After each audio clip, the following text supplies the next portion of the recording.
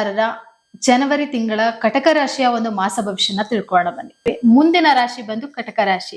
ಈ ಒಂದು ಕಟಕ ರಾಶಿಯ ಮಾಸ ಭವಿಷ್ಯ ಹೇಗಿದೆ ಅಂತ ತಿಳಿಸ್ಕೊಳ್ಳಿ. ಖಂಡಿತವಾಗ್ಲು ನೋಡಿ, ಕಟಕ ರಾಶಿಗೆ ಅಧಿಪತಿ ಚಂದ್ರ ಆಗ್ತಾನೆ. ಸೊ ಚಂದ್ರ 2.5 ದಿವಸಕ್ಕೊಂದ್ಸತಿ ಚೇಂಜ್ ಆಗ್ತಾ ಇರೋದ್ರಿಂದ ನಾನು ಚಂದ್ರ ಎಲ್ಲೆಲ್ಲಿ ಇರ್ತಾನೆ ಅನ್ನೋದನ್ನ ನಾನು ಎಕ್ಸ್ಪ್ಲೈನ್ ಮಾಡಕ್ ಹೋಗೋದಿಲ್ಲ. ಬಿಕಾಸ್ ಚೇಂಜ್ ಆಗ್ತಾನೆ ಇರುತ್ತೆ ತಿಂಗಳಲ್ಲಿ. ಸೊ ಹಂಗಾಗಿ ಅದ್ರ ಬಗ್ಗೆ ನಾನು ಏನು ಹೇಳಕ್ ಹೋಗೋದಿಲ್ಲ. ಆದ್ರೆ ಕಟಕ ರಾಶಿಯವರಿಗೆ ಸಮಯ ಓವರ್ ಆಲ್ ಆಗಿ ನೋಡಕೋರೆ ಹೇಗಿದೆ ಅಂತಂದ್ರೆ ನೋಡಿ, 12ನೇ ಮನೆಯಲ್ಲಿ ಗುರುವಿನ ಒಂದು ಸಂಚಾರ ನಡೀತಿದೆ. ಸೊ 12ನೇ ಮನೇಲಿ ಗುರು ಸಂಚಾರ ನಡೀತಿರೋದ್ರಿಂದ ಇವರಿಗೆ ಅದು ವ್ಯಯಸ್ಥಾನ ಆಯ್ತು. ಸ್ವಲ್ಪ ಇವರಿಗೆ ಒಂಚೂರು ಹಿನ್ನಡೆ. ಇವಾಗ ಒಂದಷ್ಟು ದಿವಸ ಒಂದು 24 ಡೇಸ್ ಅವರಿಗೆ ತುಂಬಾ ಚೆನ್ನಾಗಿತ್ತು ಟೈಮು. ಗುರು ಯಾವಾಗ ಮಿಥುನ ರಾಶಿಗೆ ತನ್ನ ಪ್ರವೇಶನ ಬೆಳೆಸ್ತಾ ಆವಾಗ ಸ್ವಲ್ಪ ಇವರಿಗೆ ಖರ್ಚು, ಅಧಿಕವಾದ ಖರ್ಚುಗಳಾಗುವಂತದ್ದು. ಅನ್ಎಕ್ಸ್ಪೆಕ್ಟೆಡ್ ಆಗಿ ಏನ್ ಖರ್ಚು ಬರ್ತಿದೆ ಅಂತಾನೆ ಎಕ್ಸ್ಪೆಕ್ಟೇಷನ್ ಮಾಡಕ್ಕಾಗಲ್ಲ.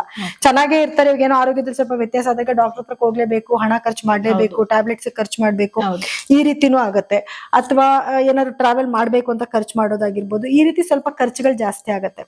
ಇನ್ನ ವಿದ್ಯಾರ್ಥಿಗಳಿಗೆ ಅಂತ ತಗೊಂಡಾಗ ಅವ್ರಿಗೂ ಅಷ್ಟೇ, ಎಜುಕೇಶನ್ ಅಲ್ಲಿ ಇಷ್ಟ ದಿವಸ ತುಂಬಾ ಚೆನ್ನಾಗಿರ್ತಾ ಇದ್ದು ಈಗ ದಿಢೀರಂತ ಏನೋ ಒಂದು ಚಾಲೆಂಜ್ ಎದುರಾದಂಗ ಆಗತ್ತೆ ಅವ್ರಿಗೆ. ಸ್ವಲ್ಪ ಯಾಕೋ ಓದಿದ ತಲೆಗೆ ಹತ್ತತಿಲ್ವಲ್ಲ, ಅಥವಾ ಏನು ತುಂಬಾ ಕ್ವೆಶನ್ಸ್ ತುಂಬಾ ಚಾಲೆಂಜಿಂಗ್ ಆಗಿದೆಯಲ್ಲ ಅನ್ನೋ ತರ ಒಂದು ಸಮಯ ಕ್ರಿಯೇಟ್ ಆಗುತ್ತೆ. ಸೊ ಹಾಗಾಗಿ ಅವರು ಓದಿಗೆ ಜಾಸ್ತಿ ಮನ್ನಣೆ ಕೊಡ್ಬೇಕಾಗತ್ತೆ.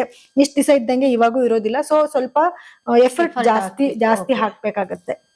ಇನ್ನ ಕೇತು ಇವರಿಗೆ 2ನೇ ಮನೇಲಿ ಸಂಚಾರ ಮಾಡ್ತಿರೋದ್ರಿಂದ ಸ್ವಲ್ಪ ಫ್ಯಾಮಿಲಿಯಿಂದ ಚೂರ್ ದೂರ ಇರ್ತಾರೆ. ಅಂದ್ರೆ ಇವ್ರೇ ಒಂದ್ ಸ್ವಲ್ಪ ಈ ಕೋಲ್ಡ್ ವಾರ್ ನಡೆಯುತ್ತಲ್ಲ ಆ ತರ ಅವ್ರಾಗವ್ರೆ ಸ್ವಲ್ಪ ನಿಧಾನಕ್ಕೆ ಒಂಚೂರು ಸ್ಲೋ ಆಗೋದು, ಅಥವಾ ಫ್ಯಾಮಿಲಿಯಿಂದ ಸ್ವಲ್ಪ ದೂರ ಇರೋದು, ಜಾಸ್ತಿ ಮಾತಾಡದೇ ಇರೋದು, ಒಂಟಿಯಾಗಿ ಕಾಲ ಕಳಿಬೇಕು ಅನ್ಕೊಳ್ಳೋದು, ಈ ರೀತಿ ಮಾಡ್ತಿರ್ತಾರೆ.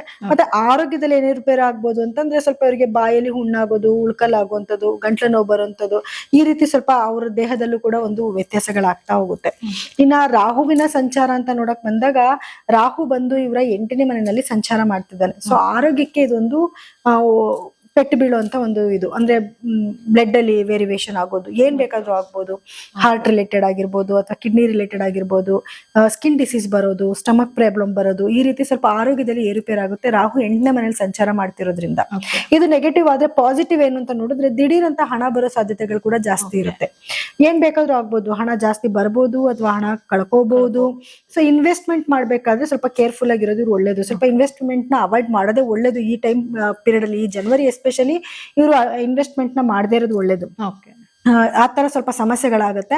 ಆರೋಗ್ಯದಲ್ಲೂ ಕೂಡ ಈ ತರ ಏರುಪೇರುಗಳಾಗತ್ತೆ. ಯಾವ್ದನ್ನು ನೆಗ್ಲೆಕ್ಟ್ ಮಾಡ್ದಿರಾ ಅವಾಗ ತೋರಿಸ್ಕೊಂಡ್ಬಿಟ್ರೆ ಅದೇನೋ ಡೆವಲಪ್ಮೆಂಟ್ ಆಗಿ ದೊಡ್ಡದಾಗೋದನ್ನ ಇವರು ತಪ್ಪಿಸ್ಕೊಬಹುದು. ಇನ್ನು 9ನೇ ಮನೆಯಲ್ಲಿ ಶನಿಯ ಸಂಚಾರ ಇದೆ. ಸೊ ಅದೊಂದು ಅದೃಷ್ಟಕರವಾದ ಒಂದು ವಿಷಯ. ಏನಂತಂದ್ರೆ ಒಳ್ಳೊಳ್ಳೆ ಆಪರ್ಚುನಿಟೀಸ್ ನ ಕೊಡ್ತಾನೆ.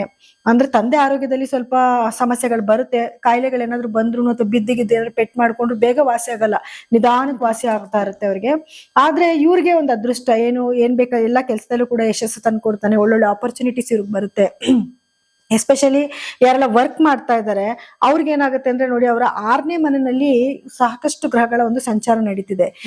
ವರ್ಕ್ ಪ್ರೆಷರ್ ತುಂಬಾ ಜಾಸ್ತಿ ಇರುತ್ತೆ. ಆದ್ರೆ ಪ್ರಮೋಷನ್ ಆಗುತ್ತೆ. ಮೇಲಧಿಕಾರಿಗಳಿಂದ ಇವ್ರಿಗೆ ಏನೋ ಪ್ರಶಂಸೆ ಸಿಕ್ಕುತ್ತೆ, ಪ್ರಮೋಷನ್ ಆಗತ್ತೆ. ತುಂಬಾ ವರ್ಕ್ ಲೋಡ್ ಜಾಸ್ತಿ ಇರುತ್ತೆ ಇವ್ರಿಗೆ. ಇನ್ನ ಇವ್ರಿಗೆ 6ನೇ ಮನೆಯಿಂದ 7ನೇ ಮನೆಗೆ ಗ್ರಹಗಳ ಸಂಚಾರ ಬಂದಾಗ ಏನಾಗುತ್ತೆ, ಗಂಡ ಹೆಂಡತಿ ಮಧ್ಯದಲ್ಲಿ ಬಾಂಡೇಜ್ ತುಂಬಾ ಚೆನ್ನಾಗಿರುತ್ತೆ, ಪ್ರೀತಿ ವಿಶ್ವಾಸ ಚೆನ್ನಾಗಿರುತ್ತೆ. ಅದೇ ಟೈಮಲ್ಲಿ ಏನಾಗುತ್ತೆ, ಸ್ವಲ್ಪ ಜಗಳಗಳಾಗೋದು, ಏನೋ ಕಿರಿಕಿರಿ. ಏನಂದ್ರೆ ಇವ್ರಿಗೆ ಕೆಲ್ಸದ ವರ್ಕ್ ಪ್ರೆಷರ್ ಜಾಸ್ತಿ ಇರೋದ್ರಿಂದ ಏನಾಗುತ್ತೆ, ಯಾರ ಮೇಲೆ ತೋರ್ಸ್ಕೋಬೇಕು ಅವ್ರ ಮನೆಯವ್ರ ಮೇಲೆ ತೋರ್ಸ್ಕೋಬೇಕಾಗತ್ತೆ. ಸೊ ಅವಾಗ ಒಂದ್ ಸ್ವಲ್ಪ ಒಂಚೂರು ತಾಳ್ಮೆಯಿಂದ ಇಲ್ಲ, ಆಲ್ರೆಡಿ ಇವ್ರು ತಾಳ್ಮೆ ಇರೋರೆ. ಯಾಕೆಂದ್ರೆ ಚಂದ್ರ ಅಧಿಪತಿ ಆಗಿರೋದ್ರಿಂದ ಇವ್ರಿಗೂ ಸ್ವಭಾವ ಸ್ವಲ್ಪ ಶಾಂತವಾಗೇ ಇರುತ್ತೆ. ಬಟ್ ಏನು ಮಾಡಕ್ಕಾಗಲ್ಲ, ವರ್ಕ್ ಪ್ರೆಷರ್ ಅಂತ ಬಂದಾಗ ಎಲ್ಲಾನು ಕೂಡ ಅದು ಬ್ಲಾಸ್ಟ್ ಔಟ್ ಆಗ್ಲೇಬೇಕಾಗುತ್ತೆ ಒಂದ್ ಟೈಮಲ್ಲಿ. ಸೊ ಹಾಗಾಗಿ ಸ್ವಲ್ಪ ಕೋಪ ಜಾಸ್ತಿ ಆಗುತ್ತೆ, ಕೆಲ್ಸದ ಪ್ರೆಷರ್ ಜಾಸ್ತಿ ಇರುತ್ತೆ. ಗಂಡ ಹೆಂಡತಿ ಮಧ್ಯದಲ್ಲಿ ಸ್ವಲ್ಪ ವೈಮನಸ್ಸೆ ಬರೋ ಸಾಧ್ಯತೆಗಳು ಜಾಸ್ತಿನೇ ಇರುತ್ತೆ. ಸ್ವಲ್ಪ ತಾಳ್ಮೆ ವಹಿಸ್ಕೊಂಡ್ಬಿಟ್ರೆ ಎಲ್ಲಾನು ಕೂಡ ಸರಿ ಹೋಗುತ್ತೆ. ಇನ್ನ ಇವ್ರೇನ್ ಪರಿಹಾರ ಮಾಡ್ಕೊಬೇಕು ಅಂತಂದ್ರೆ ಮುಖ್ಯವಾಗಿ ನೋಡಿ, ಇವ್ರಿಗೆ ಮನಸ್ಥಿತಿನಲ್ಲಿ ಸ್ವಲ್ಪ ಏರುಪೇರು ಆಗ್ತಿರುತ್ತೆ. ಯಾಕಂದ್ರೆ ಚಂದ್ರಕಾರಕ ಆಗಿರೋದ್ರಿಂದ ಇವ್ರಿಗೆ ಒಂಥರ ಪಿಕಲ್ ಮೈಂಡ್. ಒಂದ್ಸತಿ ಇದ್ದಂಗೆ ಇನ್ನೊಂದ್ಸತಿ ಸಮಯ ಇರಲ್ಲ. ಏನಾದ್ರು ಅನ್ಕೊಂಡಿರ್ತಾರೆ, ಅದನ್ನ ಮುಗಿಸೋಷ್ಟ್ರೊಳಗಡೆ ಅದನ್ನ ಚೇಂಜ್ ಮಾಡ್ಬಿಟ್ಟಿರ್ತಾರೆ. ಆದ್ರೆ ಕಲೆ, ಸಂಗೀತ ಇದ್ರಲ್ಲೆಲ್ಲ ತುಂಬಾ ಇಂಟ್ರೆಸ್ಟ್ ಇರುವಂತ ರಾಶಿ ಆಗಿರ್ತಾರೆ ಇವರು.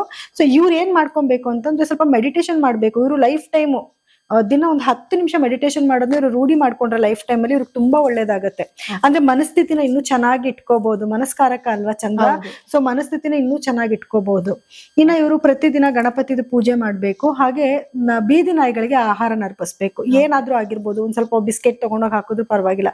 ಅಟ್ಲೀಸ್ಟ್ ವಾರದಲ್ಲಿ ಒಂದ್ಸತಿ ಒಂದು ಟ್ಯೂಸ್ಡೇ ಏನಾದ್ರು ತಗೊಂಡೋಗಿ ನಾಯಿಗಳಿಗೆ ಸ್ವಲ್ಪ ಆಹಾರ, ಎಂಜಿಲ್ ಊಟ ಎಲ್ಲ ಹಾಕ್ಬೇಡಿ. ಯಾವ್ದಾದ್ರು ಬಿಸ್ಕೆಟ್ ಕೊಡೋದು, ಅಥವಾ ಅನ್ನ ಮನೇಲೆ ತಗೊಂಡೋಗಿ ಇದ್ದಿದ್ದನ್ನ ಸ್ವಲ್ಪ ತಗೊಂಡೋಗಿ ಹಾಕೋದು ಈ ರೀತಿ ಸ್ವಲ್ಪ ಮಾಡ್ಬೇಕಾಗತ್ತೆ.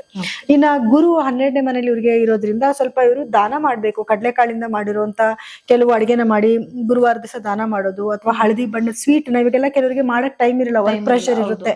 ಹಳದಿ ಬಣ್ಣದ ಸ್ವೀಟ್ ಗಳು ಸಿಕ್ಕುತ್ತೆ, ಅಥವಾ ಚಿಕ್ಕ ಚಿಕ್ಕದ್ ತಗೊಂಡೋಗಿ ದೇವ್ರಿಗೆ ನೈವೇದ್ಯ ಮಾಡಿಸ್ಬಿಟ್ಟು ಅದನ್ನ ಜನಗಳಿಗೆ ಹಂಚ್ಬಿಟ್ಟು ಬರೋದು.